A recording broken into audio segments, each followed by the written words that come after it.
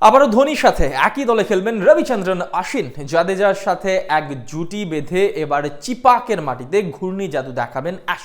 সাথে আবার দলে ফেরানো হয়েছে আফগান মিস্ট্রি স্পিনার নূর আহমেদকে। সবাই যখন টাকা নিয়ে ছিনিমিনি খেলছে, তখন অল্প দামে হীরার টুকরা সবটাই দলে ভিড়েছে ধোনির চেন্নাই।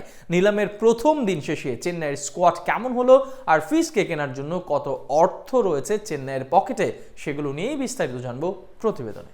আইপিএল এর নিলাম মানেই যেন টাকার গরম দেখানো। তবে আইপিএল এর সফল দলগুলো অবশ্য নিলামের মঞ্চে টাকার গরম দেখায় না, বরং ঠান্ডা মাথায় অল্প দামেই নিলাম থেকে সেরাটা বের করে আনতে পারে দলগুলো।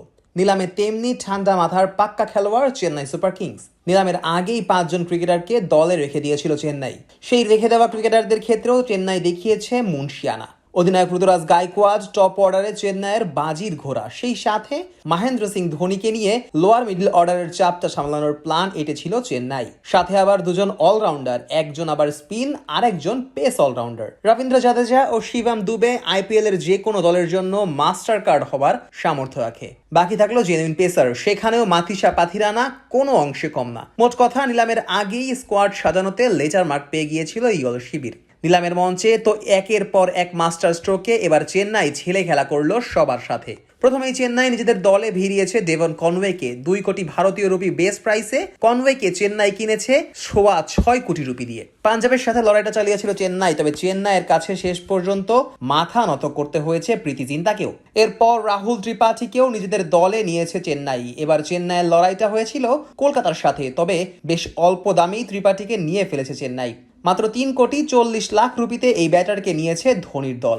রাচিন রবীন্দ্রকেও মাত্র 4 কোটি রুপিতে দলে নিয়েছে চেন্নাই। তবে এবার অবশ্য চেন্নাই ব্যবহার করেছে তাদের RTM কার্ড। পাঞ্জাবের মুখ থেকে একেবারে ছিনিয়ে এনেছে রাচিনকে। তবে চেন্নাইয়ের বড় দানটা বাকি ছিল এর পরে। রবিচন্দ্রন অশ্বিনকে 10 বছর পর নিজেদের দলে ফিরিয়ে এনেছে তারা। অশ্বিনকে কেনার জন্য অবশ্য বেশ অর্থ খরচ করতে হয়েছে দলটিকে। প্রথমে লখনৌ, পরে RCB, আর সবশেষ রাজস্থানের সাথে টাকার লড়াইয়ের পর চেন্নাই অশ্বিনকে দলে টানতে পেরেছে। এজন্য তাদের খরচ করতে হয়েছে 10 কোটি রুপি। তবে এই অর্থটাও নিছক কম হবে যখন চেন্নাইয়ের পরিকল্পনাটা সামনে আসবে। চিপাকের মাটি বরাবরই স্পিন সহায়ক, সেখানে তাই অশ্বিনের পিছে আরো অর্থ খরচ করলেও দোষের কিছু ছিল না। এরপর আবার আফগান স্পিনার নূর আহমেদকে দলে ভিড়িয়েছে দলটি। যদিও এবার মুম্বাইয়ের সাথে মাত্র 5 কোটি রুপিতেই বিডল লড়াই জিতেছিল চেন্নাই, তবে বাদ সেধে বসে গুজরাট।